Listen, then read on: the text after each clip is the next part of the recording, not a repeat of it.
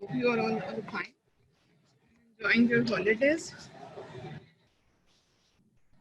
Today we are going to discuss the second last topic, this test, which is going. I think it is the test is on 28th of April, inshallah. So two topics are left. One is percurium and one is neonatology. This week we will cover both the topics. In percurium there will be two lectures.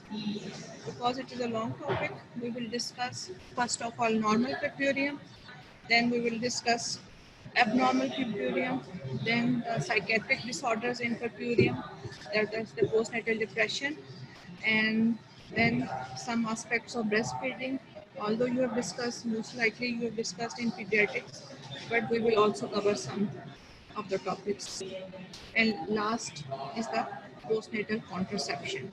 So in this lecture today we will discuss normal purpurium and abnormal purpurium. As you all know, most of you will know and most you will know, and half of the class will not know that what is purpurium. Purpurium is the time period after the delivery of the baby, that is the end of the third stage. Third stage क्या है आपकी? From the delivery of the baby to the complete delivery of the placenta in the membranes. So starting from after the delivery of the baby up to the 6 weeks postpartum or 42 days. This is called purpurium. तो उर्दू में आप इसको या पंजाबी में जो आम इस्तेमाल लफ्ज़ होता है वो होता है छिला. ठीक है जी. परप्यूरिया क्या है? उसमें जितनी भी फिजियोलॉजिकल चेंजेस जो कि पूरी मैटरनल बॉडी में आई होती हैं, they are revert back to the normal. The cardiovascular changes, the respiratory changes, the changes in the lower genital tract especially, they all come to the pre-pregnancy status. So it is a transition from the pregnancy to the pre-pregnancy transition time, and it is almost is the span is almost 6 weeks. So we will start with the normal purpurium. In normal purpurium, we will discuss the changes which occur in the reproductive organs, and then in the systemic changes.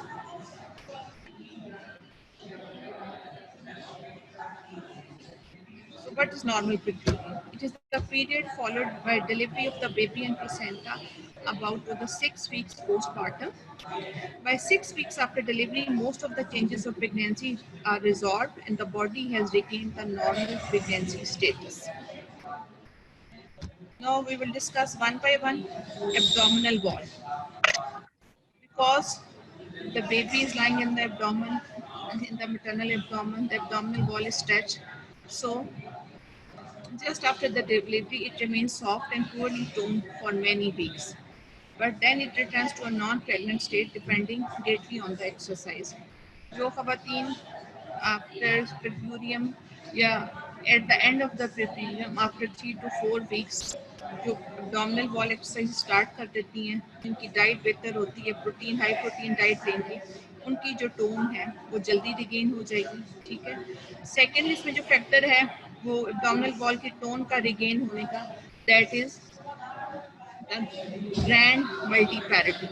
अगर तो repeated pregnancies हैं, there is a short pregnancy interval, उसमें जो tone है वो वापस नहीं आती और जो मसल्स हैं वो वीक हो जाते हैं. जो स्पेशली जो मसल है that is the rectus abdominis, उसकी जो टोन है ख़त्म हो जाती है. लेकिन अगर पेशेंट की प्रॉपर एक्सरसाइज है, नेक्स्ट प्रेगनेंसी में एटलीस्ट 3 इयर्स का इंटरवल है और नंबर ऑफ प्रेगनेंसीज जो है वो कम होगी, जो है वो टोन जल्दी वापस आ जाएगी और मसल जो है वो अपनी स्ट्रेंथ दोबारा रिगेन कर लेगा. ये तो हो गया एब्डोमिनल वॉल. स्पेशली जो टोन है वो कम आती है, इसको टाइम लगता है टोन को दोबारा रिगेन होने में इन सिजेरियन सेक्शन. ऑब्वियसली हम जब उसमें आपने देखा होगा सिजेरियन सेक्शन में जो दो ग्रुप्स हैं, हमने देखा है कि ऑल्दो कि हम उसको सेपरेट कर देते हैं, रेक्टस मसल को हम काटते नहीं हैं, लेकिन कुछ केसेस में उसको काटना भी पड़ जाता है और उसकी ब्लड सप्लाई रिगेन होने में, उसकी टोन आने में टाइम लगता है. इसलिए सिजेरियन सेक्शन में जो एब्डोमिनल वॉल की टोन है वो कम late as compare to the normal delivery. अच्छा जी. उसके बाद जो दूसरा चीज़ है that is the perineum. Perineal floor या जो है पेल्विक फ्लोर है उसकी टोन कब तक वापस आती है। ऑब्वियसली उसमें भी मसल्स हैं, जो पिछला आपका मेरा लेक्चर था उसमें मैंने आपको बताया था कि उसमें कौन कौन से मसल हैं। लिवेटर एनाई है, स्क्योप्यूबिस है, स्क्योपोवर्नस है, बुल्बोस्पोंजियोसिस है, सुपरफिशियल एंड डीप ट्रांसपेरिनियल मसल्स है। They gain complete tone within 1 to 2 weeks. The muscle tone may return to normal depending upon extent of injury. अब इंजरी क्या होगी पेरिनियम में?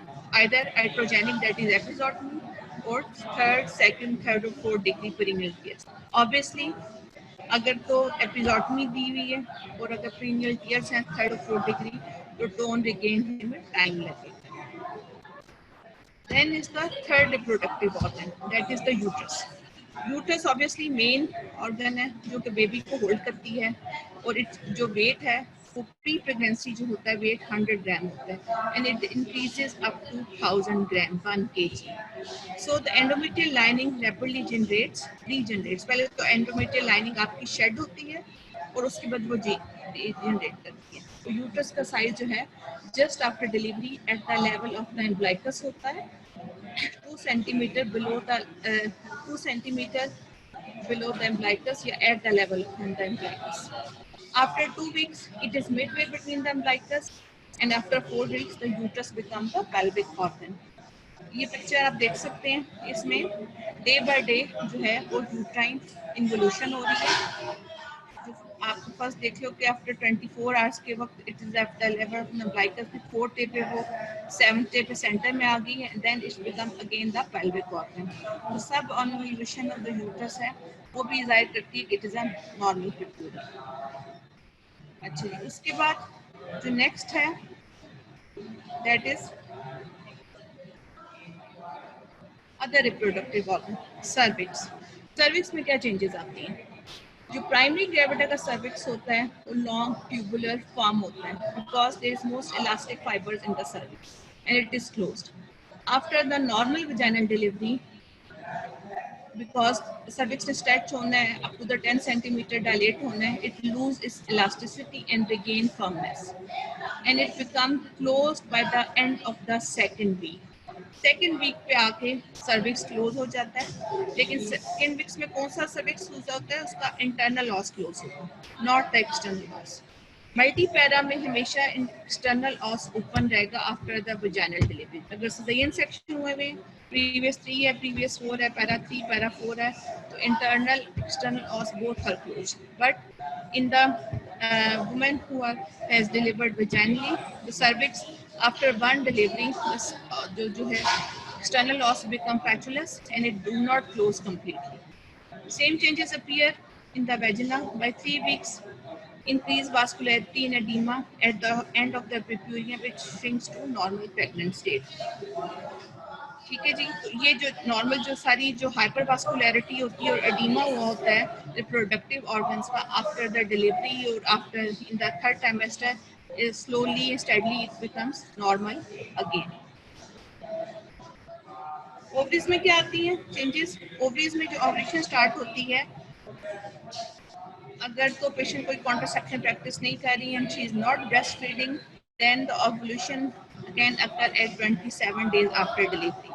ठीक है जी, ओवुलेशन किन में नहीं होगी? जो एक्सक्लूसिव मदर्स ब्रेस्ट फीडिंग करती हैं। क्यों? क्योंकि जो है प्रोलैक्टिन का लेवल है it decreases, it causes the suppression of the ovulation and it is due to the elevation in prolactin. और अगर पेशेंट जो है मदर वो ब्रेस्ट फीड नहीं करा रही, then the normal menstrual cycle return by 6 to 8 weeks in women who do not breastfeed their baby. अच्छा जी, उसके बाद ब्रेस्ट में क्या चेंजेस आएंगे? नॉर्मल में lactogenesis is initially triggered by the delivery of the placenta. There is a drop of the placental hormones, especially estrogen, and prolactin increases in the body. ठीक है जी, जो prolactin है और उसके बाद release of oxytocin, they are the main factor in the development of the milk in the breast and injection from the nipples. In non-nursing women, the women who do not feed, the prolactin level decreases and it returns to normal within 2 to 3 weeks. तो इसी तरह 3 weeks के बाद या 4 weeks के बाद, क्योंकि prolactin का लेवल अगर ब्रेस्ट फीड ना कराया जाए तो वो नॉर्मल पे आ जाता है और ओवुलेशन अगेन स्टार्ट्स। ठीक है जी, ब्रेस्ट फीडिंग में डिटेल आपका नेक्स्ट लेक्चर में होगी ब्रेस्ट फीडिंग पे। जो इनिशियली जो फर्स्ट 2 days पे एक वाइट ऑयल सिक्रीशन क्रिएट होती है from the nipple, that is called colostrum, and it contain proteins, fat, minerals, IgA and IgG. जो IgA और IgG है इसमें, that is very important because it's give immunity, that's why breast feeding is promoted. और जो formula milk है उसमें IgA और IgG नहीं होती, इसलिए इसको प्रमोट किया जाता है कि क्लोस्ट्रम जो है वो जो फर्स्ट 2 to 3 days में जो इम्यूनिटी बच्चे को देता है वो नॉर्मल ब्रेस्ट फार्मूला मिल्क में नहीं होती। अच्छा जी, उसके बाद after 3 to 6 days it is replaced by the milk and it contain proteins, lactose, water and fat.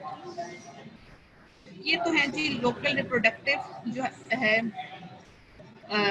Organ, उसमें चेंजेस हैं। उसके बाद बाकी क्या चेंजेस आती हैं? सबसे पहले तो जो मेन चेंज है वो आती है कार्डियोवास्कुलर सिस्टम में। कार्डियोवास्कुलर सिस्टम में नॉन फिजियोलॉजिकल चेंजेस में आपने पढ़ा हुआ है, cardiac output increase up to 40 to 50%। ठीक है, हार्ट रेट भी जो है वो 30% तक इंक्रीज करता है, कार्डिक आउटपुट भी इंक्रीज कर जाता है, पेरिफेरल रेजिस्टेंस जो है वो डिक्रीज हो जाता है। तो जो मैक्सिमम कार्डिक आउटपुट होता है ड्यूरिंग द सेकंड स्टेज होता है।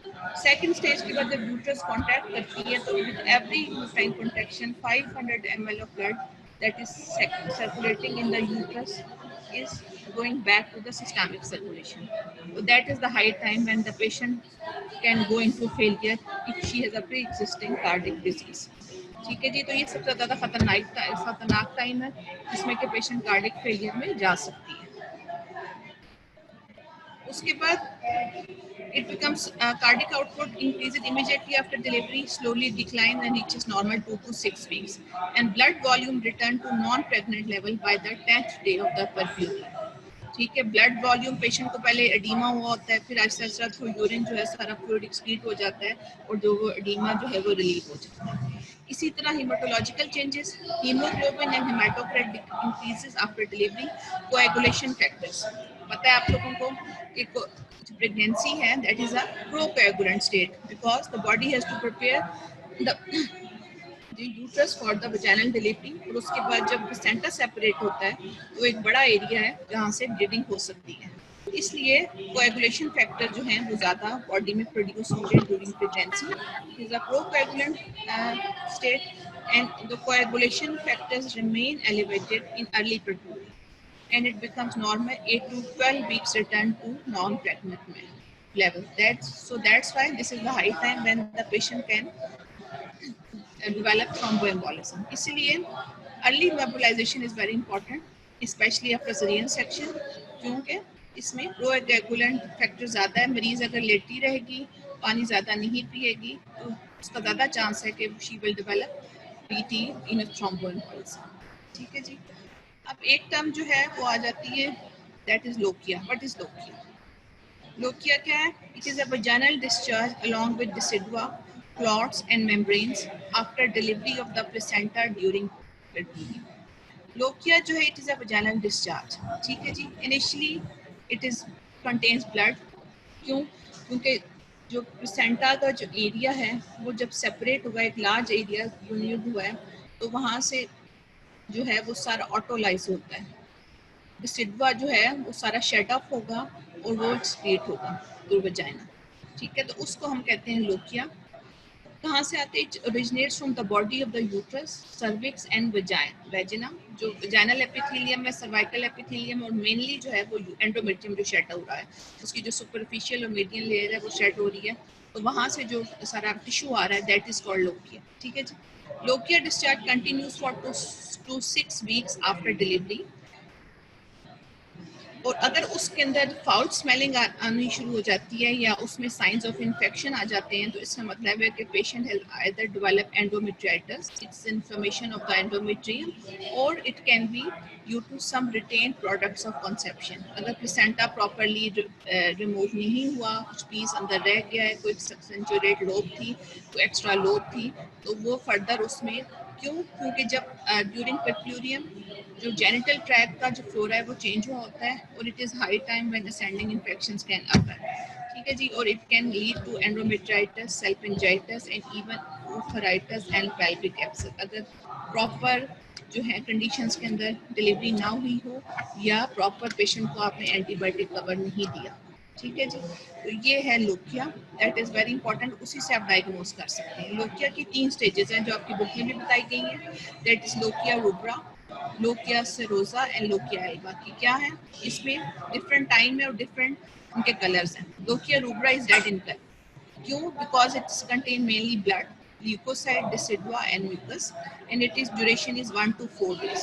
अगर ये 1 वीक से ज़्यादा चला जाता है तो इसका मतलब है इसमें कोई प्रॉब्लम आ रही है, कोई प्लेसेंटल टिश्यू है, क्योंकि आप मैक्सिमम अप टू 7 डेज तक लोकिया का कलर चेंज होना चाहिए। ठीक है जी। इट शुड बिकम येलो और pale brown and it contains mainly serum, few RBCs and leucocytes, और इसके अंदर ब्लड नहीं होता। ठीक है जी। उसके बाद येलो से भी फिर ये वाइट होना शुरू हो जाता है और it contain just mucus, serous, exudates, epithelials and leucocytes, और 10 to 15 डेज में, और यूजली 20-25 डेज तक जो है वो लोकिया खत्म होना शुरू हो जाता है। लेकिन अगर लोकिया जो है वो रेड परसिस्ट करे, it become offensive, it is sine of pathology.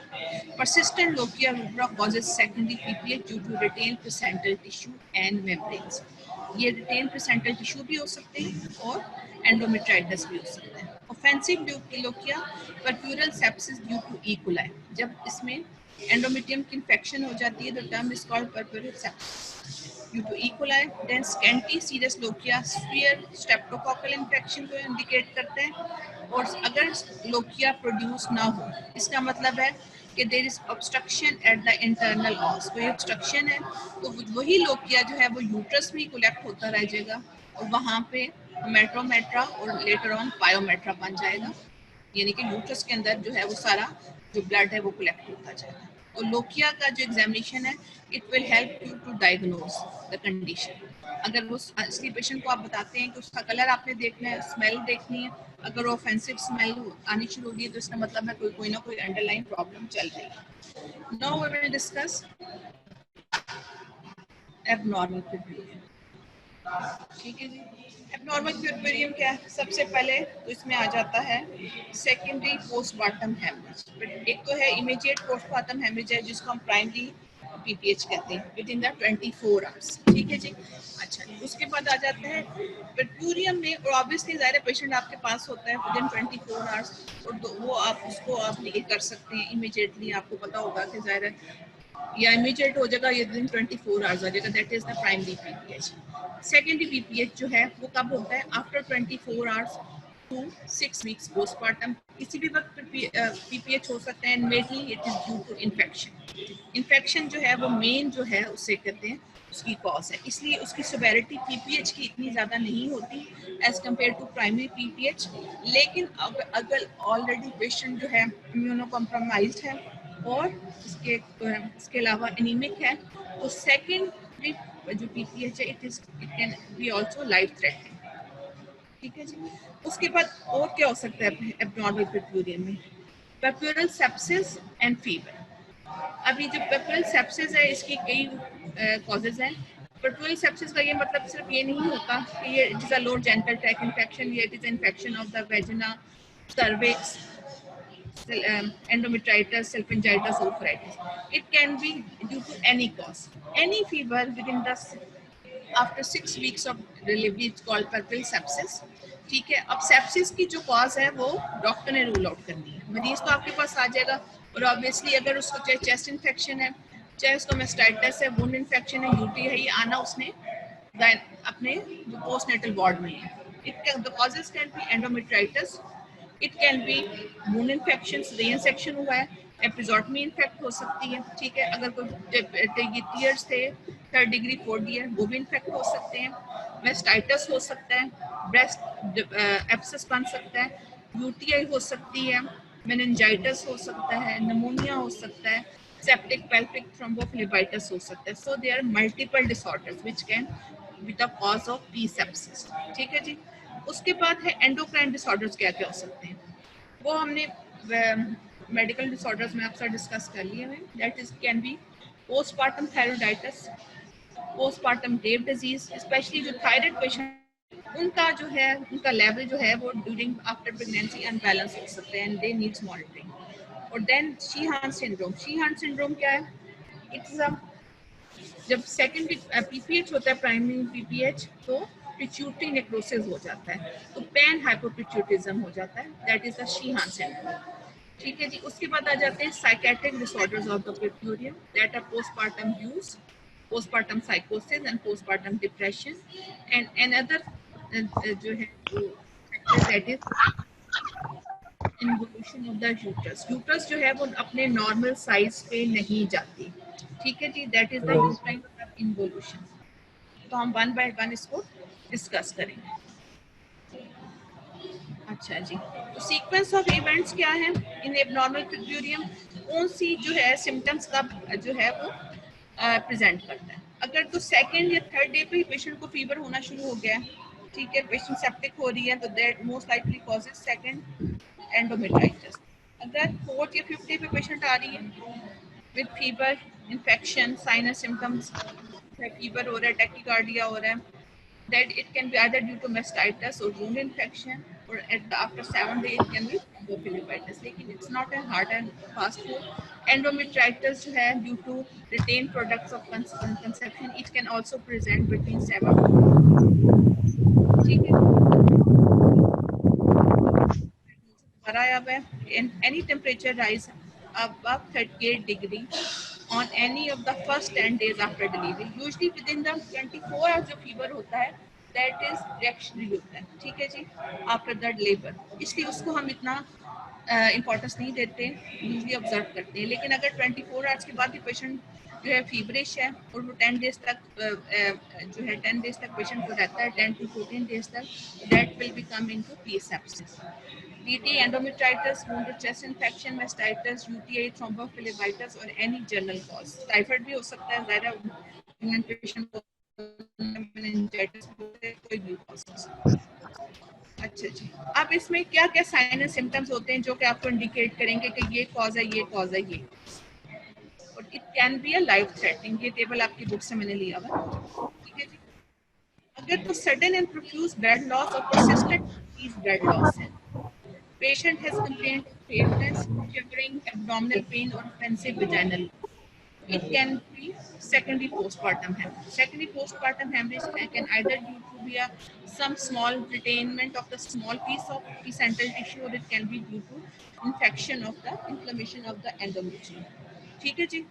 उसके बाद एनी इन्फेक्शन, कोई भी इन्फेक्शन होगी और अगर जेनिटल ट्रैक होगी तो पेशेंट को फीवर होगा, शिफ्टिंग होगी, एब्डोमिनल पेन होगी और कंप्लेंट होगी ऑफेंसिव वेजाइनल डिस्चार्ज, ठीक है जी। अच्छा जी, उसके बाद प्री क्लैम्पशिया एंड एक्लैम्पशिया कैन आल्सो अकर। ये नहीं हो सकता कि प्री क्लैम्पशिया और प्री एक्लैम्पशिया जो है वो पिट्यूटरी में ना हो। 30 to 35% of the cases of the eclampsia occur in postnatal period, second day, third day, fourth day पे किसी भी वक्त पेशेंट को फिट कर सकता है, ठीक है जी। तो पेशेंट किस तरह कंप्लेंट्स में हो सकता है कि वो आपके पास डिलीवर ना हो, होम डिलीवरी हो, and she will come with in headache accompanied by one or more of the following symptoms within the first 72 hours after birth। it can be visual disturbance, nausea, vomiting। इसलिए जो भी patient हमारे पास deliver होता है प्रीक्लैम्पशिया और एक्लैम्पशिया को, तो हम एटलीस्ट उसको 72 आवर्स अंडर ऑब्जर्वेशन रखना मस्ट है, उससे पहले हम उसको डिस्चार्ज नहीं करेंगे, and she should be observe. और उसके बाद हम उसको 7 डे पे दोबारा कॉल करेंगे ताकि उसके कहते हैं उसकी ब्लड प्रेशर देख सकें। और उसके बाद जो है जो लाइफ थ्रेटनिंग कंडीशन है that is thromboembolism. It can be unilateral calf pain, redness और स्वेलिंग, और patient can present with pulmonary embolism with shortness of breath or chest pain, ठीक है जी। अब we will discuss endometritis। Endometritis is the primary cause of sepsis, postpartum infection। तो positive agents are usually normal vagina flora और enteric bacteria। ये जो normal vagina flora भी cause कर सकते हैं, it can be due to जो gut का flora, it can also cause, और कोई भी सिस्टेमिक इन्फेक्शन जो है वो भी कर सकती है। इन लोगों में ज्यादा होता है ऑब्वियसली जहाँ रिस्क फैक्टर ज्यादा होंगे। रिस्क फैक्टर्स क्या हैं? सिजेरियन डिलीवरी हुई है, ठीक है जी, ऑब्वियसली अगर एसेप्टिक कंडीशन नहीं हुई भी, प्रॉपर जो है एसेप्टिक टेक्निक्स ऑब्जर्व नहीं की गई थिएटर ने, स्टाफ ने, सर्जन ने, और अगर पेशेंट ऑलरेडी इन्फेक्टेड थी तो it can flare up the disease. Prolong labour जो है वो 24 आवर्स से ज़्यादा हो गई है, मल्टीपल एग्जामिनेशन हुए हैं without sterile gloves, it can also cause endometritis. ठीक है जी। कोई इंट्रायूट्राइन कोई भी प्रोसीजर किया गया है, रिटेन प्रोडक्ट्स थे, कोई इंस्ट्रूमेंटेशन हुई है, कोई अंदर इंट्रायूट्राइन कैथेटर डाला है, फॉलिस लाइक जो इंडक्शन ऑफ लेबर के लिए डालते हैं, that can also cause infection. Prolong rupture of the membrane, that are also main factor.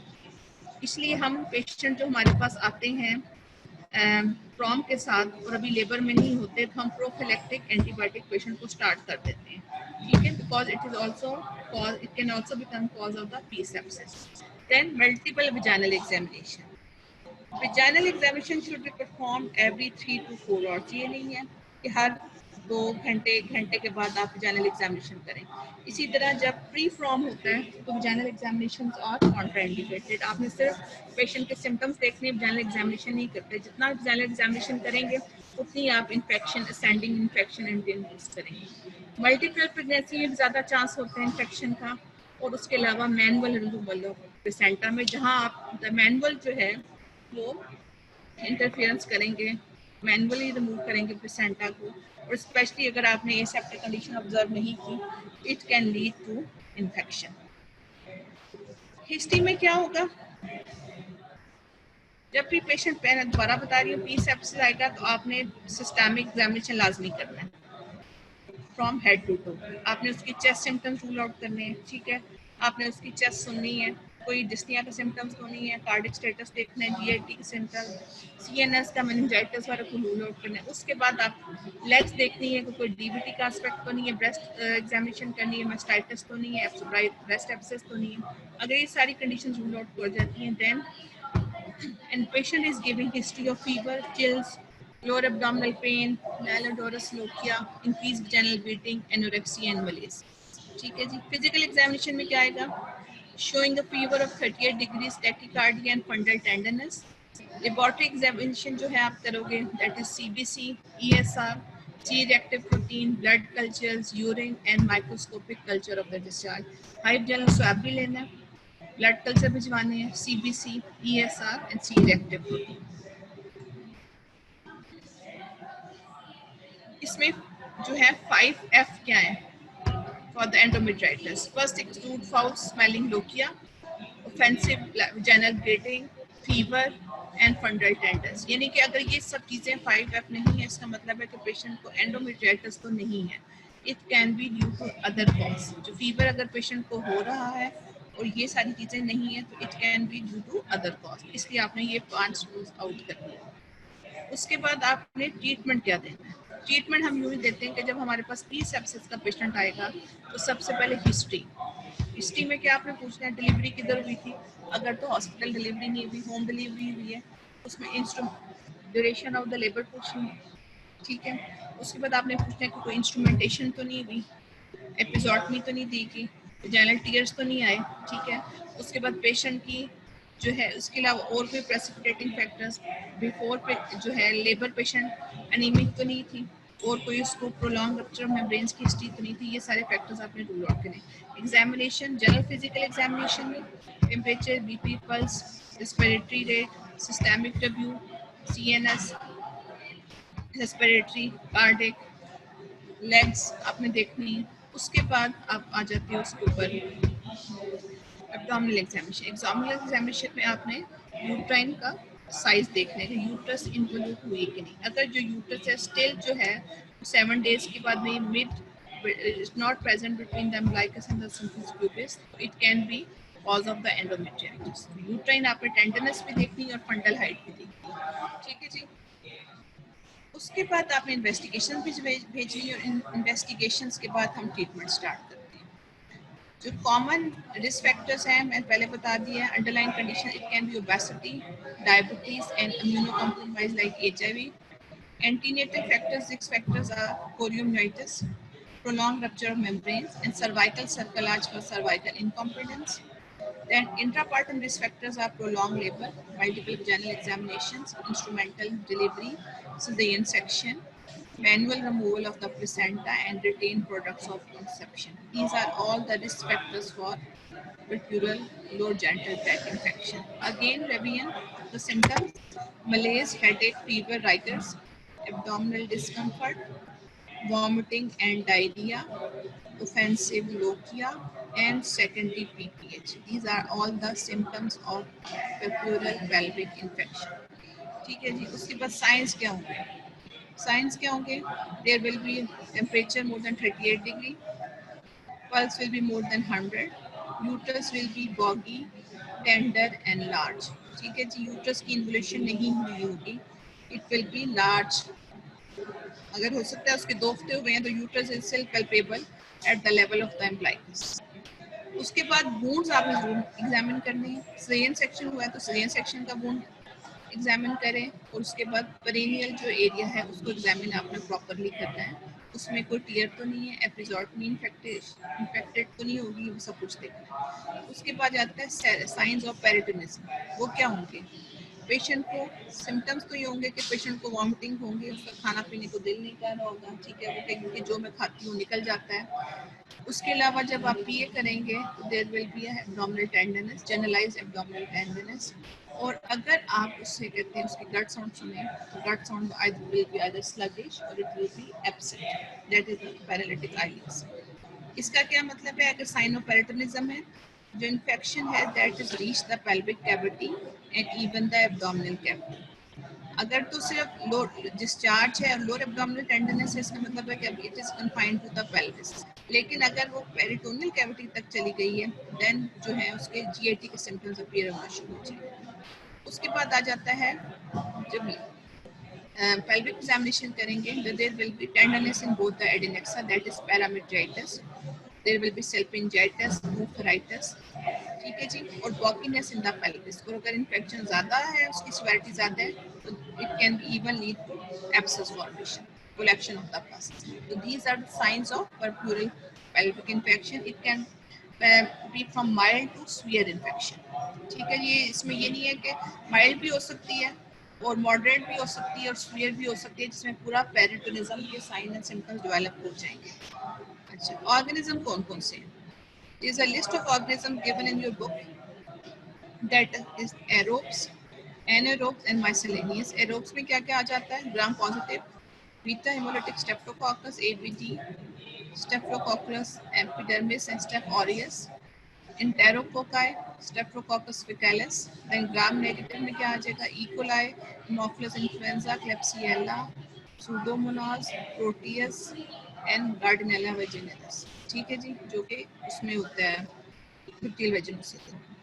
Anaerobes में क्या होगा? Streptococcus, Streptococcus, Bacteroides and Fusobacterium. And miscellaneous में भी it can be Chlamydia trachomatis, Mycoplasma hominis and Uroplasma urinatum.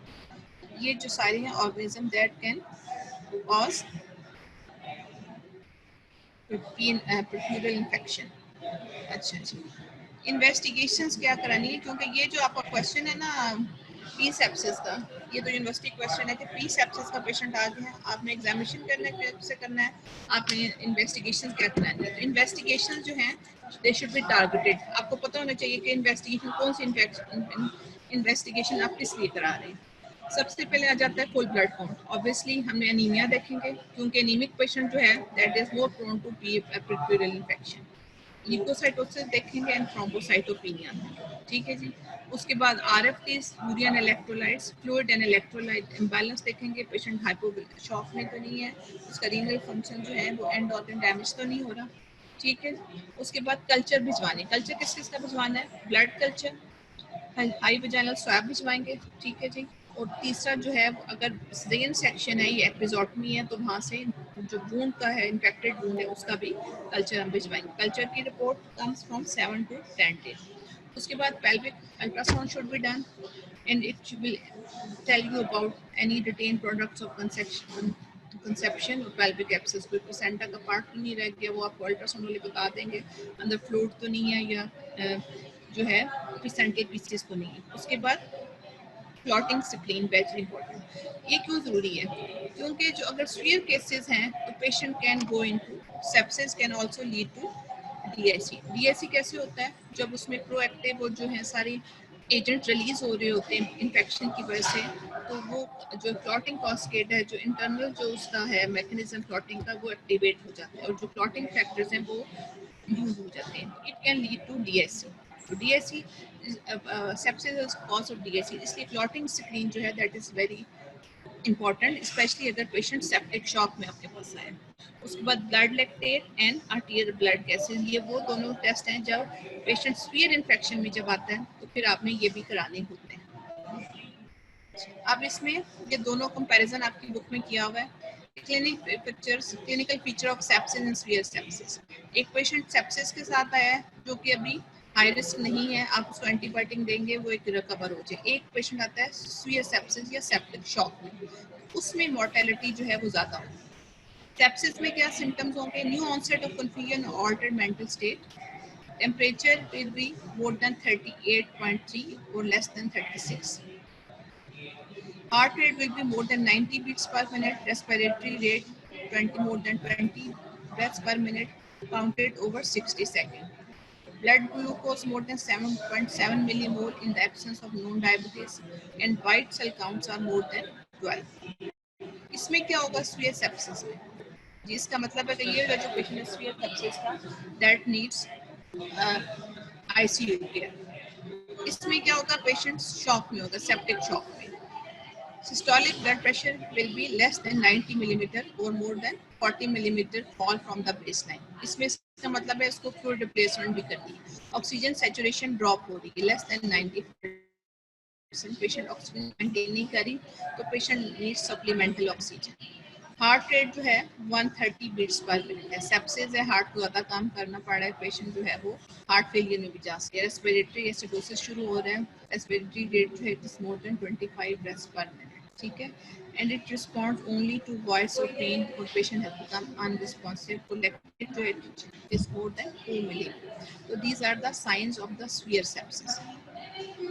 अब इसको हमने treat कैसे करना है? तो treatment will be according to the condition of the patient. ठीक है जी. ट्रीटमेंट में आपने सबसे क्या लाए? ट्रीटमेंट में क्या करना है? ऑब्वियसली ई सेप्सिस का जो पेशेंट है उसको आप घर नहीं भिजवाएंगे. आप ये नहीं करेंगे कि पेशेंट उसको फीवर है, वो अनवेल है, ड्राउजी है, डिसओरिएंटेड है, तो आप उसको घर नहीं भिजवाएंगे. Patient should be admitted immediately. ठीक है जी. उसके बाद जैसा स्टेप वाइज बताया, general physical history, general physical examination, local examination, send all investigation and admit all the patient. ठीक है जी. एडमिट आपने पेशेंट कर लिया, उसके बाद आपने उसका ट्रीटमेंट. सबसे पहले तो सपोर्टिव ट्रीटमेंट. आप ऑक्सीजन, अगर पेशेंट हाइपोक्सिक है, ऑक्सीजन मेंटेन नहीं करी, तो ऑक्सीजन जो है आप स्टार्ट करा दें. ठीक है जी. आईवी फ्लूइड्स जो है, आईवी सपोर्ट आप देंगे to maintain the blood pressure. ठीक है जी. उसके बाद एनाल्जेसिक्स, अगर पेशेंट को पेन है, वूंड इन्फेक्शन है, इंडोरेशन है, तो ज़ाहिर है ऑब्वियसली पेन भी होगी, तो पेन किलर स्टार्ट करें. ठीक है जी. उसके बाद आपने एंटीबायोटिक्स दें. एंटीबायोटिक्स में हम यूजली जो इनिशियली जब हम पेशेंट एडमिट होता है विद सेप्सिस, तो we start triple cover. Triple cover में क्या आता है? Gentamicin, cephalosporins and metronidazole. इसको हम ट्रिपल कवर कहते हैं.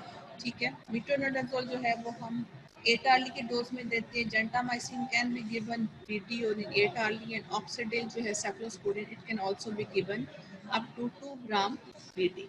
तो that is called triple cover. Patient ये एंटीबायोटिक हम स्टार्ट कर देते हैं क्योंकि अभी हमारे पास उसका रिजल्ट नहीं आया हुआ कल्चर का. तो जब उससे कहते हैं कल्चर का रिजल्ट आएगा तो वी कैन चेंज. हम पेशेंट का रिस्पॉन्स देख लेंगे after 48 to 78 hours, 48 to 72 hours.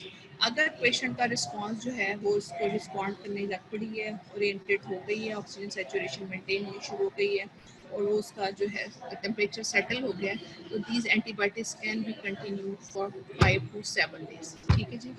और अगर वो नहीं इसको रिस्पॉन्ड करती तो या तो हम एम्पेरिकली एंटीबायोटिक चेंज करेंगे फॉर 48 to 70 hours, या अगर हमारे पास कल्चर की रिपोर्ट आती है तो अकॉर्डिंग टू द कल्चर हम एंटीबायोटिक देंगे. अच्छा, दूसरी बात ये कि अगर उसके अंदर प्लेसेंटल टिश्यू है तो हमने फ़ौरन, आपके पास पेशेंट आया है, आपने सारी इन्वेस्टिगेशन कराई, जैसे कि हमने डिस्कस किया, अल्ट्रासाउंड के ऊपर प्लेसेंटल पीस है और पेशेंट इन्फेक्टिव है, तो यूजली हम उसी वक्त DNC नहीं करते या इवैक्यूएशन ऑफ द यूट्रस नहीं करती. करनी तो है लेकिन फ़ौरन नहीं करनी। क्यों? क्योंकि उस टाइम के ऊपर पेशेंट जो है इन्फेक्टेड होती है। अगर आप पेशेंट उसी पेशेंट की वैक्सीनेशन करेंगे तो वो जो एरिया नेक्रोटिक है वो वहाँ पे it can lead to severe haemorrhage. ठीक है जी। और इन्फेक्शन जो है आप स्प्रेड कर देंगे। वैसे जब आप प्लेसेंटा रिमूव करेंगे, प्लेसेंटल टिश्यू वहाँ से वेसल्स ओपन होगी और मजीद इन्फेक्शन जो है वो आप स्प्रेड करोगे। इसलिए आफ्टर यूजली जो evacuation in P sepsis is done after 24 hours. ठीक है जी। 24 आवर्स का एंटीबायोटिक कवर देंगे, उसके बाद हम इवैक्यूएशन करेंगे। ये वो कंडीशन है जब पेशेंट ब्लीड नहीं कर रही। लेकिन अगर पेशेंट हैवली ब्लीड कर रही है तो फिर आप पूरा एंटीबायोटिक कवर दें, साथ ही वो पेशेंट को थिएटर में ले जाके इवैक्यूएट करेंगे। तो इसमें दोनों सिनेरियो डिफरेंट है। पेशेंट ब्लीड नहीं कर रही, आप एंटीबायोटिक दें फॉर 24 आवर्स के लिए, उसके बाद इवैक्यूएशन करें। और अगर पेशेंट हैवली ब्लीड कर रही है then it will be done immediately. ठीक है जी। इवैक्यूएशन आपने करनी है।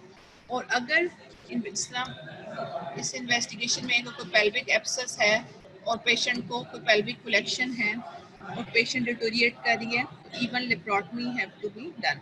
लेप्रोटमी भी करनी पड़ सकती है to remove the pelvic abscess. ठीक है जी। उसके बाद जो है आपने पेशेंट को ऑब्जर्व करना है फॉर 5 to 7 डेज हॉस्पिटल में रखना है। उसकी ऑक्सीजन सेचुरेशन मेंटेन रखनी है। सबसे पहले हीमोग्लोबिन उसकी बिल्ड करनी है। अगर तो पेशेंट की 7 ग्राम से हीमोग्लोबिन कम है तो patient should be given blood transfusion. अगर 7 से ऊपर है, अबव 7 है, तो then you can give either parenteral iron. Obviously orally तो उसका इंटेक पुअर होगा, इसलिए parenteral iron is the choice. Otherwise अगर 7 से कम है तो patient will be given blood transfer. ठीक है जी। This is the main management. तो मेन मैनेजमेंट क्या होगी? जनरल में सपोर्टिव में oxygen, fluid replacement, analgesics, antipyretics, then antibiotic cover. Antibiotic cover initially for 48 to 72 hours to have triple regime and then according to the report of the culture and sensitivity। ठीक है। और evacuation of the uterus, या अगर wound infection है तो wound debridement। ठीक है जी। अच्छा जी, ये आपका है पी सेप्सिस जो कि मेन कंपोनेंट है specially from the gynaecological point of view से। अच्छा, उसके बाद एक और जो चीज़ आपकी बुक में डिस्कस की हुई है दैट इज यूट्राइन इन सब इन्वोल्यूशन। यूट्रस का जो साइज है वो नीचे नहीं आ रहा, that is up to the level of the umbilicus. उसमें क्या पेशेंट को होगा? Prolong lochial flow, profuse vaginal bleeding, large flabby uterus. इसकी डीडी क्या है? अगर पेशेंट आपके पास सिर्फ फीवर के साथ और यूट्रस जो है वो लार्ज के साथ आती है तो डीडी क्या होगी?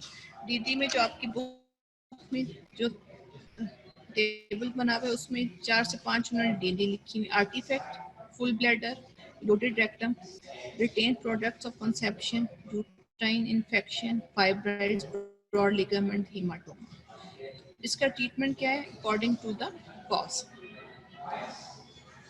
फुल ब्लैडर, इसका क्या प्रॉब्लम है कि ब्लैडर को इंजरी हुई है जो कि पेशेंट आपके पास आ गई है विद इन 1 to 2 days। आपने देखा कि एक तो यूट्रस का साइज जो है it is at the level of the umbilicus और it is above the umbilicus. वो क्यों होगा फुल ब्लैडर में?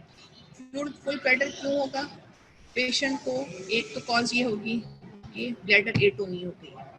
वो क्यों हुई है? Because of the prolong labour. Prolong labour की वजह से जब हेड का कांस्टेंट प्रेशर पड़ता रहता है एट द ब्लैडर पे और उसमें ब्लैडर एम्प्टी प्रॉपर नहीं होता, जो डिफ्यूजर मसल है उसकी टोन लॉस हो जाती है और पहले ओवर डिस्टेंशन होती है और फिर उसके बाद इनवॉलेंट्री जो है वो डिबलिंग स्टार्ट हो जाती है। ठीक है जी। एक तो कॉज ये ब्लैडर इंजरी की होती है जो कि परफ्यूरिन में हो सकती है या जस्ट आफ्टर डिलीवरी हो सकती है। सेकेंडली क्या है कि कोई पेशेंट को इतनी पेरिनियल पेन है, उसको एपिजोटमी मिली हुई टीयर्स के नीचे, तो she voluntary start holding the urine, वो यूरिन पास ही नहीं कर रही, जिसकी वजह से ब्लैडर की ओवर डिस्टेंशन स्टार्ट हो गई है। तो एक जो कॉज है, जब ब्लैडर ओवर डिस्टेंट होता है तो यूट्रस के ऊपर उसके पीछे ब्लैडर की ऑब्वियसली पीछे यूट्रस है, उसके प्रेशर की वजह से यूट्रस का जो साइज है वो आपको या तो ज़्यादा लगेगा, यूट्रस जो है वो कॉन्ट्रैक्ट नहीं करेगी और जिसकी वजह से पेशेंट को ब्लीडिंग हो सकती है। इसलिए जब पेशेंट डिलीवर होते हैं विद इन 24 आवर्स तो उसको कहते हैं कि फ़ौरन वो जाके यूरिन पास करें। इसका ट्रीटमेंट क्या होगा? अगर तो ब्लैडर टोन जो है पेशेंट वो लॉस्ट हो गई है, patient should be catheterise. Patient urine pass नहीं कर रही, पेशेंट को यू कैथेटराइज करें। अगर तो 150 ml से ज़्यादा का यूरिन पेशेंट ने होल्ड किया हुआ था और आप it can be up to 1000 ml, 1 litre तक यूरिन है, तो फिर आपने पेशेंट को 48 आवर्स के लिए कैथेटराइज देना है। लेकिन अगर 150 ml से कम है तो आप एक दफ़ा ब्लैडर इवैक्यूएट कर दें और उसके बाद पेशेंट को इंकरेज करें कि वो बार बार जाके पानी भी ज़्यादा पिए और वो यूरिन पास करती है। ठीक है जी। अच्छा, दूसरी टाइप की जो ब्लैडर में इंजरी हो सकती है वो क्या हो सकती है? That is the fistula formation. Vesicovaginal fistula हो सकता है, यूट्रस का वैजाइनिक फिस्टुला बन सकता है, या ब्लैडर का यूट्रस के साथ या वैजाइना के साथ फिस्टुला बन सकता है। और पेशेंट जो है वो यूरिन पास नहीं करेगी और she has a complaint of continuous dibbling of the urine. ठीक है, जो कि बड़ा एक सोशल प्रॉब्लम हो सकती है। फिस्टुला में क्या ट्रीटमेंट करेंगे? ब्लैडर को रेस्ट देंगे, फौरन पेशेंट को कैथेटराइज कर देंगे। ठीक है जी। और उसके बाद कुछ जो फिस्टुला होते हैं वो 4 to 6 वीक्स में, अगर तो जो उसका एरिया छोटा है, स्मॉल रेंट है, तो वो रिकवर कर जाएंगे, खुद क्लोज हो जाएंगे। लेकिन कुछ केसेस में आफ्टर 6 वीक्स के बाद patient should go for surgery. तो एक कॉज ये है जो लेट इन्फ्लेशन की है, दैट इज फुल ब्लैडर। अच्छा जी, उसके बाद क्या है? Loaded rectum. रेक्टम कैसे प्रॉब्लम कर सकते हैं? रेक्टम में भी यही है कि पेशेंट को उसने जस्ट आफ्टर डिलीवरी या ड्यूरिंग लेबर एडिक्वेट जो फूड इनटेक नहीं किया, और सेकेंडली ड्यू टू पेन, अगर कोई एपिजोटमी है, अगर पेशेंट का 3rd degree 4th degree tier है और ऑलरेडी पेशेंट को कॉन्स्टिपेशन की प्रॉब्लम थी, तो इट विल एग्रीवेट। उसकी वजह से भी यूट्रस का साइज जो है मॉड्यूलेट नहीं करेगा, क्योंकि वहाँ पे स्पेस नहीं होगी यूट्रस के लिए for involution because of the loaded rectum. इस चीज़ को भी डील करना पड़ेगा पेशेंट को। अगर तो इंक्रीज द फ्लूइड इनटेक, उसको हम क्या दे सकते हैं? इसबगोल दे सकते हैं, उसको लैक्टोलोस दे सकते हैं, उसको कहेंगे कि पानी जो है वो इनटेक जो है वो अपना ज़्यादा कर दे। और इस सारी चीज़ों को जो है हमने एड्रेस करना है। उसके अलावा अपने प्रीनियल टीयर्स भी एग्जामिन करने हैं, क्योंकि perineal tears can also be the cause of constipation. Otherwise भी हो सकता है कि constipation can lead to perineal aggravation of the perineal tears. इसलिए जब आपने 3rd degree 4th degree perennial tears हैं, तो patient should be given prophylactic lactulose, और जो है वो आपने देनी है साथ। कोई इसबगोल दे सकते हैं या इंक्रीज फाइबर डाइट पेशेंट को एडवाइस करें। ये सारी चीज़ें एडवाइस आपने करें। उसके अलावा अगर तो यूट्राइन इन्वोल्यूशन नहीं, कोई कॉज आपको नहीं मिली, कोई रिटेन प्रोडक्ट्स नहीं थे, रिटेन प्रोडक्ट्स होंगे तो ऑब्वियसली आप you should remove the retained products. Uterine infection होगी तो you should give antibiotics. Fibroids को ऑब्वियसली तो ट्रीटमेंट सेम टाइम पे नहीं किया जा सकता। लेकिन अगर कोई कॉज नहीं है तो फिर आप उसे कहते हैं, उसको यूट्रस को इन्फ्लेशन करने के लिए हम surgeon can be given. That is the this important जो है इसको मस्कुलोटोनिक है, मसल जो है यूट्रस यूट्रोटोनिक है, और ये यूट्रस के मसल्स को कॉन्ट्रैक्ट करता है। अच्छा जी, उसके बाद जो अगला आपका प्रॉब्लम आ जाता है, जो one of the cause sepsis wound infection. Wound infection of the perineum developing at the site of episiotomy or laceration, as well as abdominal incision after a cesarean section. इसमें आप क्या करेंगे? ऑब्वियसली पेशेंट एग्जामिन करेंगे तो आपको पता चल जाएगा। वूंड सिजेरियन सेक्शन का वूंड है तो वो ऑब्वियस नज़र आ जाएगा, पस नज़र आ रही होगी, डिहेसेंस हो चुकी होगी वूंड की। मरीज खुद कंप्लेन कर रहा होगा कि जो है आपकी इंसियल लाइन है वहाँ से डिस्चार्ज कर रहा है। Same is can be for the episiotomy proper stitch नहीं हुई, देयर इज अ लार्ज, अगर एपिजोटमी लार्ज थी, अंडर एसेप्टिक कंडीशन स्टिच नहीं की, या पेशेंट को आपने पोस्ट नेटली एडवाइस प्रॉपर नहीं किया, उसने प्रॉपर हाइजीन मेंटेन नहीं की, कॉन्स्टिपेशन पेशेंट को रहती थी, तो वो डिहेसेंस हो सकती है। उसमें फिर आपने क्या करना है? Diagnosis is based on the presence of erythema, induration, warmth, tenderness, and pulmonary drainage from the incision site, with or without fever. Perineal infections के लिए आप क्या करेंगे? You should take the swab from the wound, ठीक है जी। उसको patient को proper hygiene बताएंगे, एंटीबायोटिक स्टार्ट कराएंगे, कॉन्स्टिपेशन को अवॉइड करेंगे, ठीक है जी। और उसी वक्त जो आपकी अगर वो प्रीनियल टीयर्स की डिहेसेंस हो गई है, या एपिजोटमी जो है वो उसके स्टिच जो है वो जो है वो खुल गए हैं, पेशेंट ये अगर कहेगा कि जी मेरे जो है टांके टूट गए, तो सेम टाइम के ऊपर हम उसकी स्टिचिंग नहीं करेंगे। सबसे पहले हम इन्फेक्शन को ट्रीट करेंगे। जब तक इन्फेक्शन अंडरलाइन रहेगी वो वूंड जो है हील नहीं होगा। Wound should be left for secondary healing. Same is for the caesarean section. Infection जब तक ट्रीट नहीं होती वूंड क्लोज नहीं होता। उसका ट्रीटमेंट सिर्फ यही है, उसकी जो है जनरल हेल्थ को बिल्ड करें, एनीमिया करेक्ट करें, ठीक है, इन्फेक्शंस को ट्रीट करें और wound toilet regularly twice thrice a day. उसके लिए डिफरेंट जो है चीज़ें यूज़ होती हैं। नॉर्मल सलाइन से भी यूज़ कर सकते हैं। यूसोल एक जो मिक्सचर मिलता है यूसोल है, उसके बाद हाइड्रोजन पेरोक्साइड है, उससे हम डेली वूंड टॉयलेट करते हैं 2 to 3 times per day. Daily dressing, hygiene maintain करनी है, एंटीबायोटिक देनी है, विटामिन सी पेशेंट को दें, तो with in 7 to 10 days automatically with secondary intention जो है वो हीलिंग हो जाती है, चाहे वो सिलियन सेक्शन का वूंड हो और चाहे वो एपिजोटमी का वूंड। लेकिन आपने उसकी इसमें सबसे इम्पोर्टेंट बात है, you should not stitch the any wound dressing wound during infection. Infection ठीक होगी तो खुद ठीक हो जाएगा, इसलिए आपने खुद से उसको स्टिच नहीं करना। अगर सेकेंडरी इन्फेक्शन वूंड बड़ा था और सेकेंडरी इन्फेक्शन से वो हील नहीं हुआ, तो then restitching will be done after the clearing of the infection. Patient की हेल्थ नॉर्मल हेल्थ बिल्ड करके, उसकी जनरल हेल्थ एनीमिया करेक्ट करके, हाई प्रोटीन डाइट देके, उसके बाद हम आफ्टर 7-10 या 2 वीक्स के बाद हम रीस्टिचिंग करते हैं। अदरवाइज ड्यूरिंग इन्फेक्शन हमने रीस्टिचिंग नहीं करनी, ठीक है जी। अच्छा जी, एक कॉज ये होगी। उसके बाद आ जाती है मेस्टाइटिस। इसकी डिटेल आपको डॉक्टर आमना नेक्स्ट लेक्चर में पढ़ाएंगी।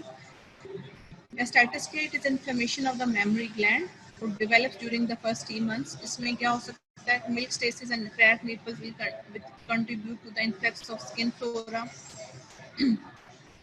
और the underlying factors associated with the development of the mastitis. उसमें सबसे जो इम्पोर्टेंट ऑर्गेनिज्म है दैट इज स्टेफ ऑरियस, ठीक है जी। इसमें रिस्क फैक्टर्स किन किन में होगा? ऑब्वियसली प्राइमरी पैरा में incomplete emptying of the breast and improper nursing technique. इसमें ट्रीटमेंट क्या होती है? वही एंटीबायोटिक देते हैं, ठीक है जी। Milk stasis can be treated with moist heat, massage, proper fluids, rest and repositioning of the infant during lactation. अगर फिर भी पेशेंट को फीवर हो रहा है, एब्सेस हो रहा है, तो then we start penicillin resistant penicillin like cephalosporin, ठीक है जी। और अगर वो एंटीबायोटिक को रिस्पॉन्ड नहीं करता और पेशेंट को एब्सेस डेवलप हो गया है, डिटेल डॉक्टर आमना आपको करवाएंगी, तो then incision and drainage have to be done. अच्छा, उसके बाद urinary tract infection that is also very common during pregnancy and puerperium. Risk factors include caesarean section. Caesarean section में क्यों? Patient is catheterised for 12 to 14 hours. Forceps delivery, vacuum delivery, patient जो है pen की वजह से urine hold करता है और that will lead to stasis of the urine and bacterial multiplication. Then is the wet induction of labor, maternal renal diseases, pre-existing risk factors and that are also important like eclampsia, epidural analgesia, bladder catheterization, length of the hospital stay and previous case.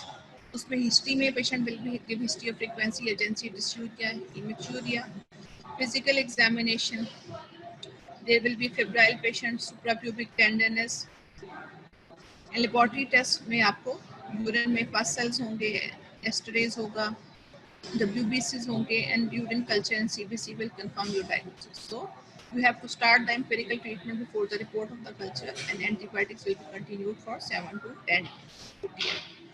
Then is the thromboembolism, septic pelvic thrombophlebitis. It is a venous inflammation with thrombus formation in association with fevers unresponsive to antibiotic therapy.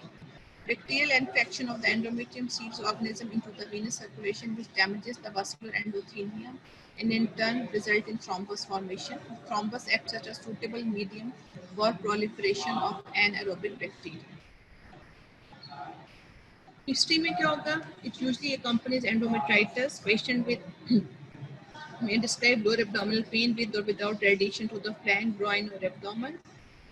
Physical examinations try to find out other sources of infection. On abdominal examination, 50 to 17% of the patient with ovarian vein thrombosis have a tender, palpable, rope-like mass.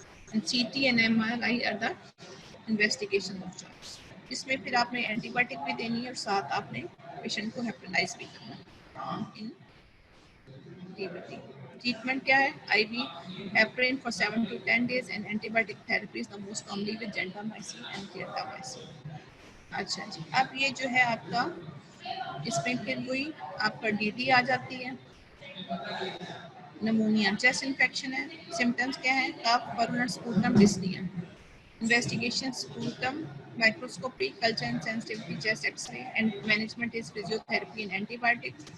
Sore throat, cervical lymphadenum P3, tonsillitis में क्या करेंगे? Swabs करवाएंगे और antibiotics देंगे. Meningitis में investigation is lumbar puncture and patient will present with the symptoms of headaches, neck stiffness, projectile vomiting, or there will be history of epidural or spinal anesthesia.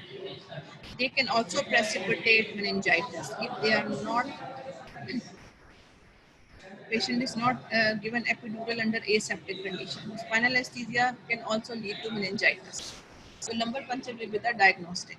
Then, if the patient has complaints of dysuria, line pain, and tenderness, it can be due to cystitis or pyelonephritis. Investigations are urine microscopy, culture and sensitivity, and the treatment is antibiotics, increase food intake. Then secondly PPH हम already काफ़ी detail में discuss कर चुके हुए हैं, उसको मैं दोबारा रिपीट नहीं कर रही, लेकिन जब भी आपको पीसेप्स का क्वेश्चन आएगा तो आपने ये सारी इन्वेस्टिगेशन लिखनी है, सारी डायग्नोसिस लिखनी है, treatment will be according to the cause. लेकिन अगर स्पेसिफिक सवाल आए कि जी अल्ट्रासाउंड के ऊपर जो है वो RPOCs and your patient has complained of offensive vaginal discharge, then it is usually due to endometritis or retained placental tissue. अगर सिर्फ पेशेंट फीवर के साथ आ रहा है और अनवेलनेस के साथ आ रहा है तो उसमें आपने ये सारी कंडीशन लिखनी है। उसके बाद जो अदर कॉज है that is pulmonary embolism, patient will present with chest pain, dyspnoea, और the investigation you already know, chest x-ray, blood gases, lung perfusion scan and angiogram, and the treatment is heparin.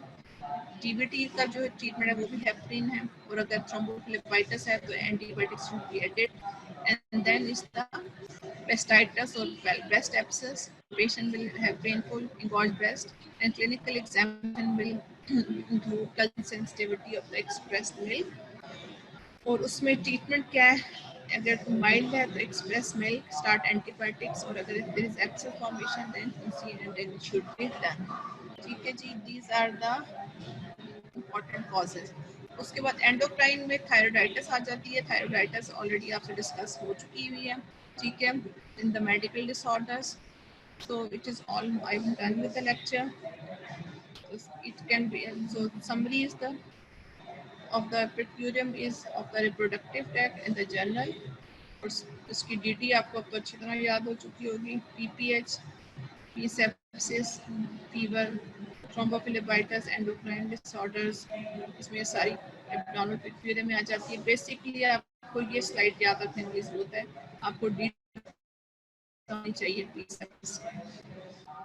So that's for the today's lecture. Second lecture will be taken by the Dr. Amna, and tomorrow I will take lecture on neonatology. This will complete the syllabus of the upcoming test.